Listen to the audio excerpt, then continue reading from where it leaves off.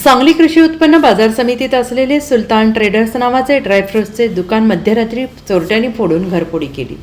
दुकानात ठेवलेले 10 किलो काजू, 25 किलो बदाम, 6,000 रुपये रोख असा एकूण 2,69,000 रुपयांचा मुद्देमाल अज्ञात चोरट्यांनी लंपास केला। सदर चोरीची घटना ही मंगळवार दिनांक 21 जानेवारी रोजी पहाटेच्या सुमारास झाली।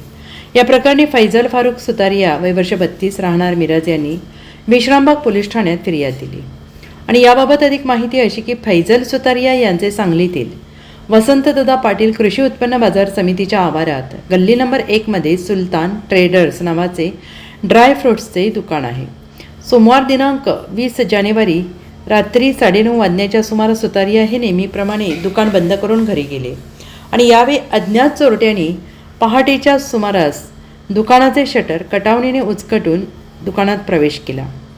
दुकानात ठेवलेले 70,200 रुपये किमतीचे 10 किलो काजूच्या 9 पिशव्या, 1,93,600 रुपये किमतीच्या बदामच्या 25 किलोच्या 11 पिशव्या आणि 6,000 रुपये रोख रक्कम घेऊन पलायन केले। मंगळवारी सकाळी 6:30 वाजण्याच्या सुमारास सदर चोरीची घटना निदर्शनास येताच सुतारिया यांनी विश्रामबाग पोलीस ठाण्यात फिर्याद दिली। त्यांच्या फिर्यादीवरून पोलिसांनी अज्ञात चोरट्यांविरोधात गुन्हा दाखल केला आहे। दरम्यान उपअधीक्षक प्रणिल गिल्टा यांनी घटनास्थळी भेट देऊन तपासाच्या सूचना दिल्या। मार्केट यार्डात सलग दुसरी चोरीची घटना घडल्याने व्यापाऱ्यांमध्ये भीतीचं वातावरण पसरलं आहे। Bureau report SBN Marathi Sangli.